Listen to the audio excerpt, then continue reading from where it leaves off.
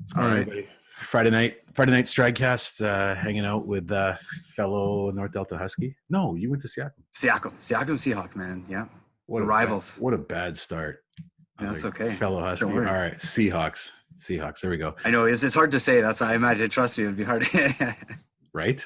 Yeah. Seahawks don't exist. Just Any like the Del- Huskies don't exist. Yeah. Any Delta, any Huskies watching this are going to be highly disappointed in me. Yeah, that's good, man. Here with Ryan Proctor, a couple of Delta boys recently immigrated to Coquitlam. Made it to this side of the river. To the Tri-Cities. Yeah. Good to see you, Ray. You too, man.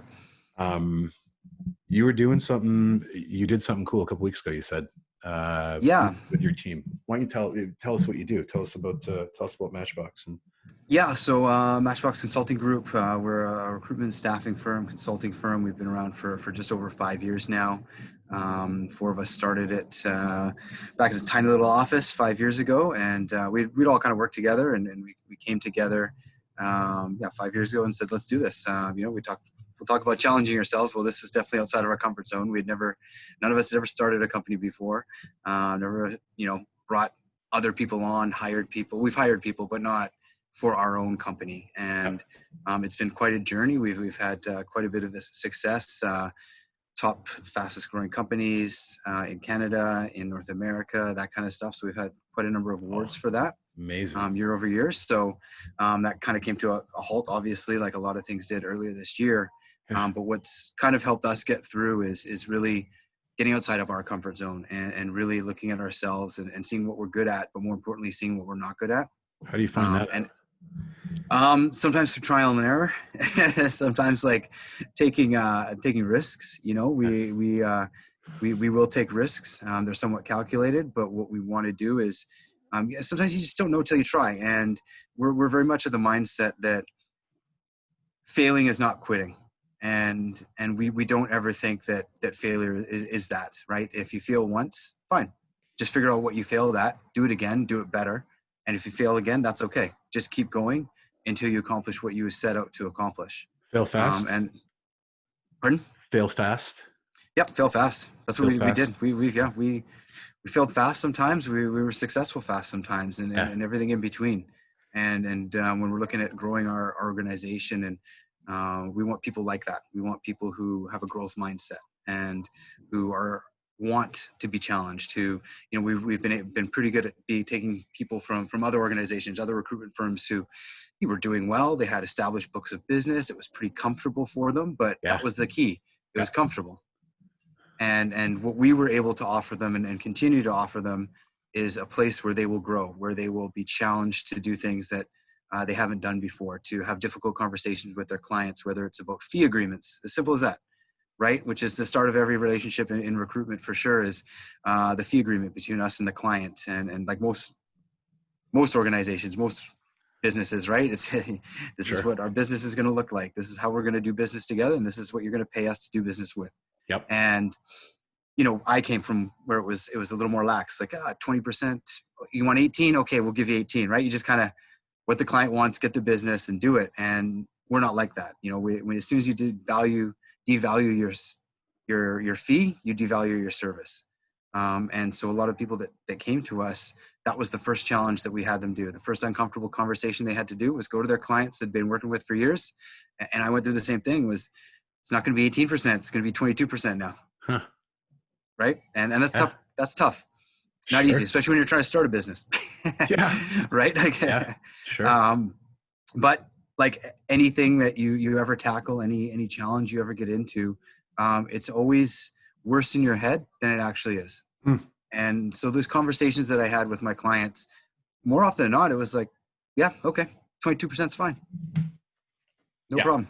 Yeah. Right. And so programming piece that we talked about, right before jumping on or right before hitting record is that, what it is that you've decided the thing is. Yep. Just do it. And how often that's just not true. So get out and find out. Yep. That's how we built it. That's how we grew. Take the shot. Yeah. Yep. Take the shot. Yeah. What was Wayne Gretzky's quote, right? You miss 100% of the shots you don't take. There you go. So take the shot. Hockey's back.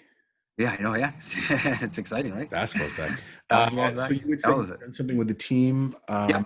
So that's us. And then so last week, I challenged the team. I did a bit of a training session on just being better each and every day. That's what we want our people to do. That's the environment we want to foster. And so I went through kind of a process with them, bit of a PowerPoint presentation through our Microsoft Teams, and just really like showing them that anything can be possible. And there's so many things that they limit themselves with, right? Whether it's calling certain candidates, whether it's having difficult conversations with themselves, with their family members, with coworkers, colleagues, not saying what they really authentically actually want to say in certain situations. Some people, will be quiet in big boardroom meetings. We want to foster an organization where people feel like they can stand up and say something. And what I always, my background is athletic. We've talked about that, and what sports has taught me is to, you always need to be better, because there's always going to be somebody better than you. And so Somebody you always wants always to need kick your ass. Yeah. Yep. Somebody will always do that. And as I've gotten out of as many sports, I used to play quite a bit of sports, but as I get out of that, there's other ways that I need to challenge myself. And so I look at myself and what did I do yesterday? How can I be better today? So I talk to the team and I talk to them about, look, it's sometimes about reps, right? So you want to challenge yourself. Instead of doing 20 reps of whatever you're trying to do 22 today, do 24, do 25, increase those reps so that when you increase the weight, it's not a big jump. And that kind of analogy is people can get it, right? People can understand that. How do they receive it? Like, did you get any open feedback? Was there dialogue in the room? Was there like a, Yep. What did So we went through and then we went through just people's stories about how they've, especially, now through the pandemic, through COVID, people, honestly, it's time. People have had more time to look at these things and Sure. be like, okay, well, maybe I could be better at this. Maybe I could be better at that. So we went through stories, and some were about just, I've never run before. So I picked up running. Right. Yeah. So I asked them, like, how have you challenged yourself? What have you done? Some, it's a different language. Some it's, one was really good, was just being their true authentic self was their challenge. Yep. And they just never really had the time to, or the environment, or just the confidence to be their authentic self, both to their family, to their colleagues, to that. And so we just shared stories, and stories are powerful. And so we went around the room, so to speak, and just shared stories. And so it was some of it was personal, some of it was physical challenges that people have done. One guy he challenged me, and I did it since then, was do 1,000 push-ups in an hour, basically 17 push-ups every minute for an hour. 17. I was trying to do the math in my head. Yeah. So 16.6, or it says 17. But yeah. So, and so he did it, and I was like, okay, well. And so, really? Yeah. And that was his challenge, because it's different. It's got to be different. Like, if you're constantly just physically challenging yourself, that can only go so far. You've got to throw the mental in there. You've got to throw the emotional in there. You've got to throw, mental, emotional, physical, all of it, because that's everything. That's you. That's who you are. And if you're only concentrating on one, that's good. But you need to be conscious of all the other ones. So, and challenging yourself in different ways. Interesting. In my work, I find that what you just described is true with everybody that I work with. So everybody in some way or another they're trying to move the needle in some direction, right? So they're trying to get better at something.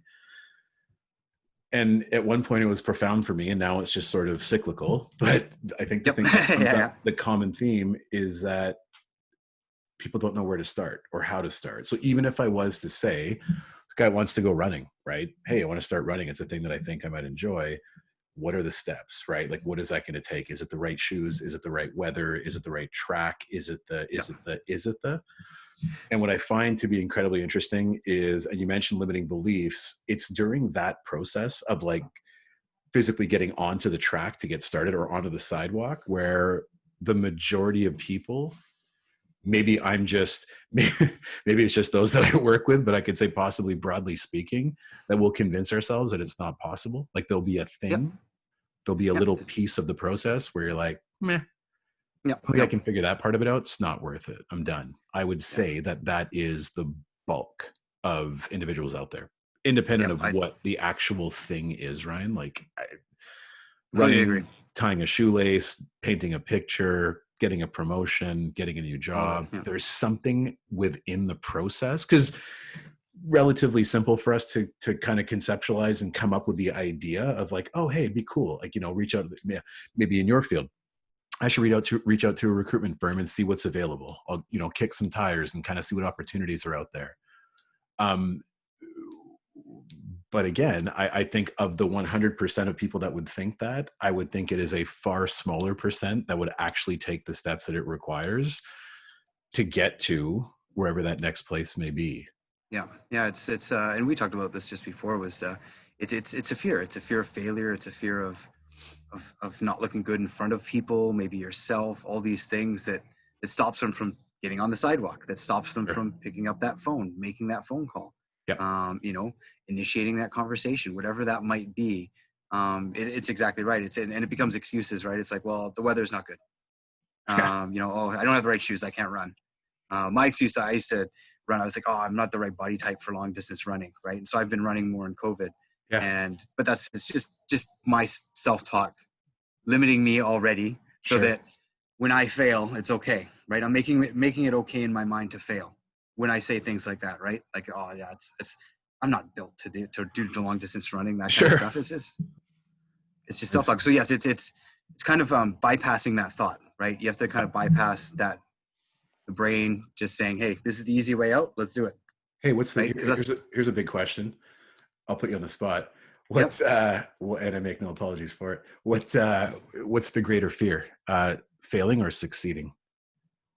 A good question. For me, it was always failing.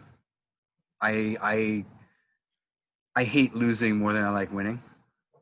Yeah, you said that to me the first time we talked. Yeah. I but I've learned to appreciate losing more. So I don't like it, and I'm okay with that. But I used to just not like it, and that was it. But now I've appreciated it, because I learn more from my failures than my successes, for most part in my life. Sure. And again, with MatchBox, with starting a new business, I started doing Brazilian Jiu-Jitsu. You fail all the time in that. Like the first 6 months, you're basically just tapping yourself out all the time. So it takes like me with my 4-year-old at 8 p.m. Yeah, exactly. Right. Like anybody who's got kids, you tap out, I'm out. Yeah. But I was talking to my coach for Jiu-Jitsu, and he was saying like, when he first started, he didn't get tapped out too much at his gym, and he wonders like, man, if I came to like our gym where, new beginners get tapped out quite a bit, he's like, I wonder if I would have kept going, because it can be tough for some people to constantly be giving up. Right. But for me, it's okay. I need to be okay with failure. And I think that's probably the biggest piece that I've learned, is that it's okay to fail. It's what you gain from that failure, how you look at that failure, and how you become better because of that failure. Right. So concentrating just on the failure, just on the result, won't do it. You got to start. What I found and what I tried to tell the team is, if you're going to push yourself, if you're going to do something differently, don't think of just the result, because if that result's not there, that's okay. Think of the process. Process. Right. Process. Think of the process that got you. The results will come. Right? Just think of the process, what you can learn, how you can improve that process. Yeah. And eventually the results will come. But if you only focus on the result, and that's how I used to be, right? In my profession, it was like, if I didn't get the close, that's it. Didn't get the close, right? I didn't get the placement. I appreciate you sharing that. And that resonates deeply. I mean, why is it that I'll say we, although I don't play this game anymore, but it's likely relatable for you. Why is it that we set like this fictitious bar for ourselves to just kill it on the first try, or like get to the top of the mountain to plant our flag on the first crack? It's a programming piece that I just, and look, and most of that programming goes back to a much earlier time in one's life, where they were told that the only way, and they believed it. They were told, or it was displayed. It was behavior that was learned based on what they saw around them, which is the only, so perfectionists, for example, right? They'll fall into this. Perfectionists will carry that into their, their old age, like, guys like you and I, where if that was that was present in your childhood, if it was present somewhere in your upbringing, or you were exposed to it, at your first job, second job, third job, that there especially is sales. Sure. Yeah. Right? Numbers, right? So yeah, numbers based. There is, I believe, some super dangerous programming that comes along with that, which nets out to like one of the categories of people that I work with are high potential leaders. And this kind of shit comes up in those conversations, which is, I've got to kill it. Like, I've got to do this the first time around. And it's just in theory, okay, I'll look at your plan. I'll check the box, or I'll sign off on it, and I'll empower you and hold you capable of doing the thing. But if you look at that rationally, it's not a thing. No, it doesn't make sense. How do you spin out of that circle, Ryan? Like, what is how do you, what's the wisdom? Like, how do you break out of that? Yeah, it's a tough one to break out of, because you're trying to undo a lot of it, and you hit it on the head. Is it goes up to upbringing and maybe how people were raised, and if they were, there's some literature on with raising kids is focusing on, again, the process, not the result of what they did. Like, if you just said, good A, right? Okay, that's that. Then the kid just wants the A, right? Or the grade, that. But if you say, wow, you really worked well through that problem, right? I really liked what you did to solve that problem or to come to that conclusion. That speaks more to like, okay, that's what I need to focus on as a kid, right? You start to get this growth mindset of, oh, I can figure things out, as opposed to only focusing on the result. And if the result's not there, you get demoralized, right? Because sometimes in life, sometimes you can do what you need to do and be perfect at it, or 100%, and still the result's not there, right? And you need to be okay with it. So it's almost, right? It's like reprogramming people to an extent. And again, I go to our company, but you got to make it safe and okay for people to fail. And you've got to let them understand that it's okay. Don't worry. It'll be okay, right? And almost like that, right? It's like, it's okay. I look back to this one person we hired. She had something tough happen in like basically the first 2 weeks. She got a placement.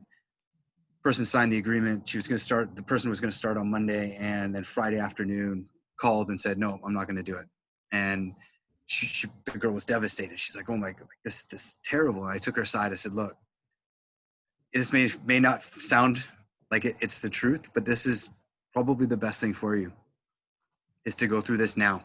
And it's okay. Yeah, sure. Don't worry.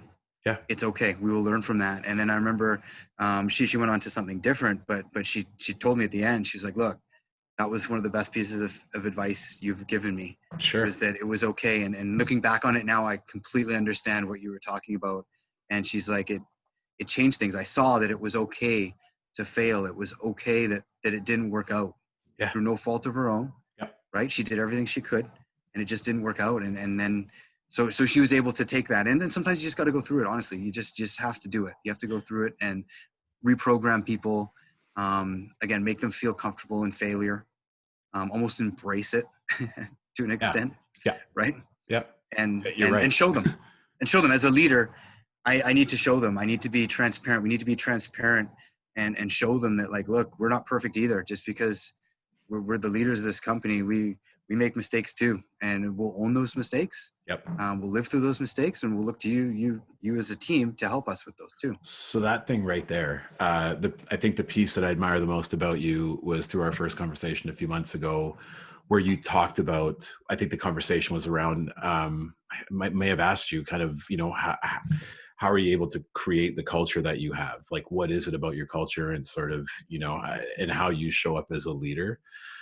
So to hear you talk about fostering that environment where failing is encouraged, or failing at least is not discouraged, maybe it's not, but what is that?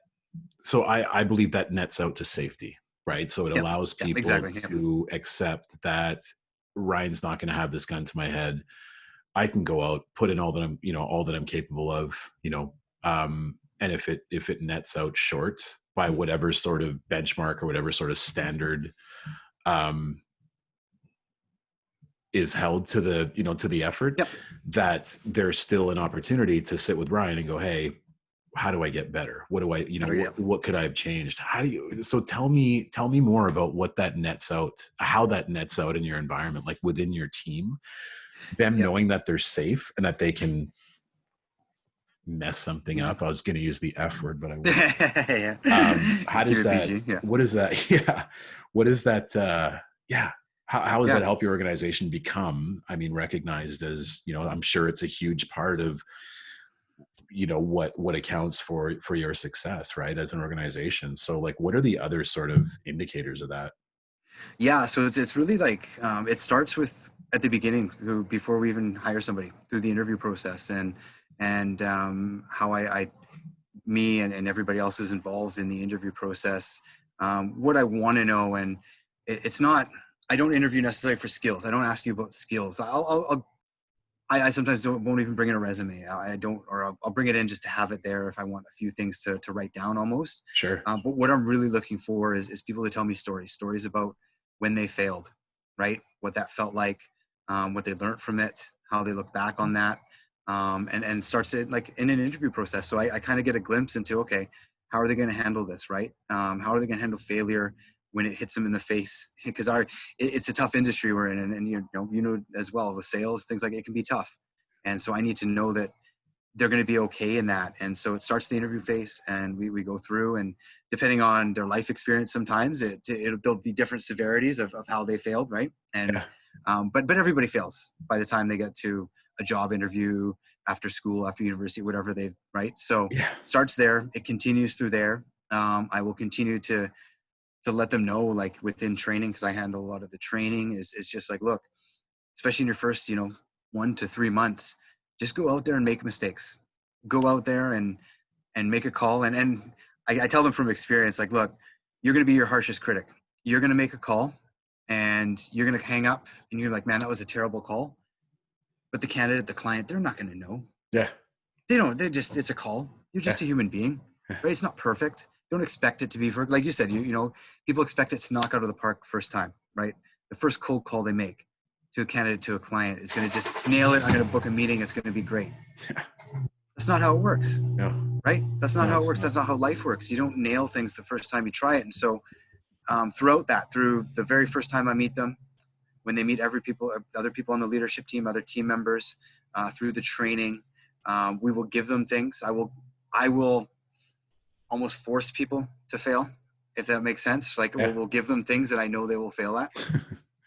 Sure. Right? In order to, because I give them tasks. I'll give them tasks to do, and I'll be like, I know you're not going to get it, but I want to see what your process is. I want to see what you do, because there's going to be times, again, in our industry, in your life, where things don't go well. And I need, if you can't handle it now in training, I need to know that. Yep. But I also need you to know that it's okay. Sure. And so I'll make it okay, because they'll come back to me and be like, man, I couldn't do it. Right. And you'll see them like just almost defeated. Yeah. Right. And I said, look, it's all right. That was by design. Those are the wins, man. Those are those are the opportunities. Those are wins, right? So it's like, how do you feel? What did you do wrong? We do, you'll look at it. We'll analyze it, take a look at what you did right, what you did wrong, where you could have maybe been better, and ask them, right? I want people to come to that conclusion. I don't, I don't like just sitting there and dictating, like, well, you did this wrong and you did that wrong and you did this wrong, right? Yeah. It's a journey. It's a journey we take together. And it's something that we can pick apart together. We can deconstruct what you did and the gaps and fill them in. And I'm there to support you, right? And yeah. Outside of the, and I'm sure people that are watching this, knowing that you're partners in a recruitment firm and a substantial one, as it relates to candidates, so your clients, I guess your clients are the businesses. Yeah, the businesses, but the candidates are our recruiters, clients too. Yeah. Outside of like the hard skills, like the technical skills, and the level of game they bring based on education and kind of work history, what are the things you're looking for and has it shifted like during the pandemic? Like, is there another skill set now that's more desirable than like a soft skill? Or no, one of the biggest ones is vulnerability and empathy. So those are the two things that I really want to look for when we bring people on, is their ability to, and listening, honestly. And that goes with empathy, because if you can't listen, you can't empathize. That's sorry, what'd you say? Listening and kidding. empathy. I'm kidding. So yeah, so Listening. You got me. And vulnerability. So where we failed sometimes is we've hired people that aren't vulnerable enough to admit that they don't know everything, and nobody knows everything in this business, right? And we do what we call whiteboard sessions, but they're just strategy sessions, brainstorming sessions on different ways to look at things, right? So if we've got an issue or something we think a red flag, something that comes up, we'll get 3 or 4 people in a room and we'll all just brainstorm. And I heard a really good quote earlier this week on a Simon Sinek webinar podcast thing.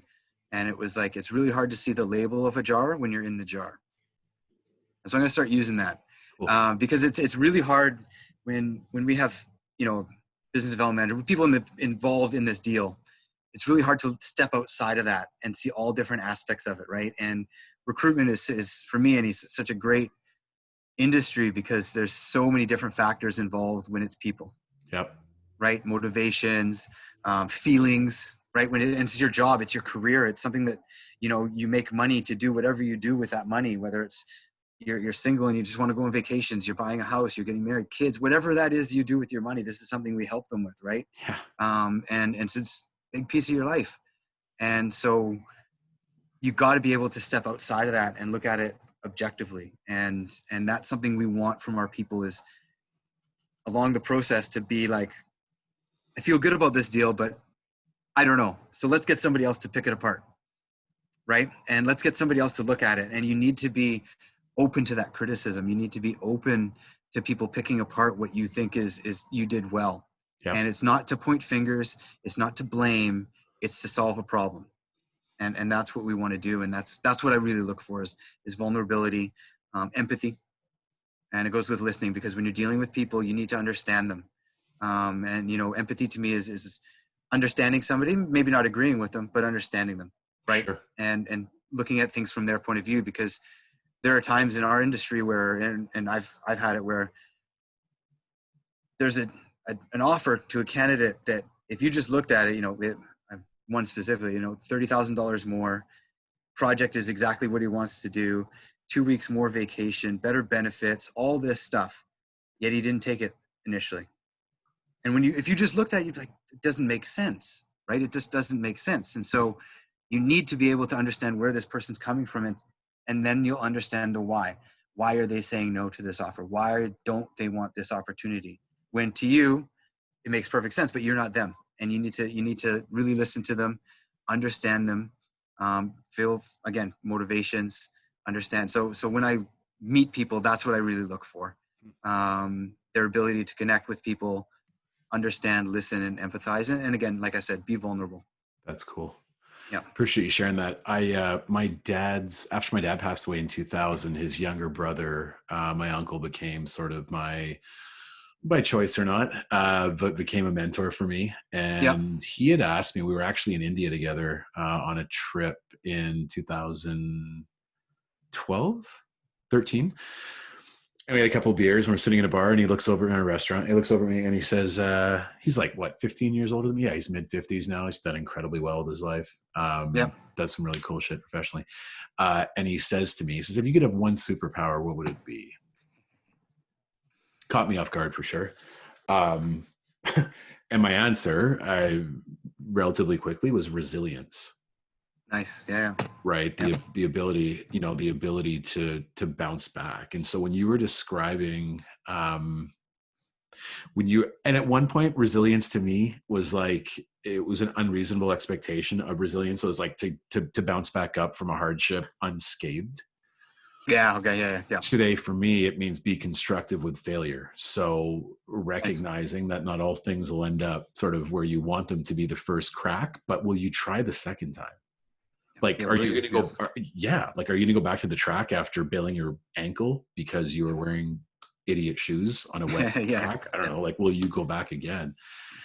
And so, I'm reminded of that as you describe and as we talk about tonight. We talk about, the importance of failure. The importance of, and I think the palatable sort of description of what we've been talking about is failing is trying, right? Yep. It means you're getting out there and you're getting on the track. if it is likely that you won't do it the way you want it, want it to look the first time around, if they don't hang the gold medal around your neck the first time, are you going to try again? Look at Olympic athletes, which is fascinating to me. I've been working with some track, actually an organization that does recruiting in the track industry for NCAA schools. A bit of insight into their work. Fascinating because Olympic athletes, 4 years, man. Right? Yeah, that's when you get your shot, right? Yeah. You're training 4 years, you get your crack, and it's like you're not back on the track a month later or 2 weeks later. 4 years. And 4 years. If you're lucky, 4 years, yeah. If you're lucky, you get another 4 years, yeah. Yeah. Yeah, that's crazy. Yeah. So resilience, I think I will still be ambitious in trying to find conversations with former Olympians that have gone from not qualifying, like a DNQ or something, to a medal. Like what was that? What was that process? Like tell me about your resilience. Yeah, that's a lot because that's great you're right. Who else? Like think of who else? Yeah, like what are the other examples? Well, what are the other examples, Ryan, of people that fail, that are likely to fail? The likelihood of failure is high, but they still come back. I'm going to say an astronaut, possibly, like somebody who sets out to how many times does that happen? Where you do that, like there's not too many like Olympic.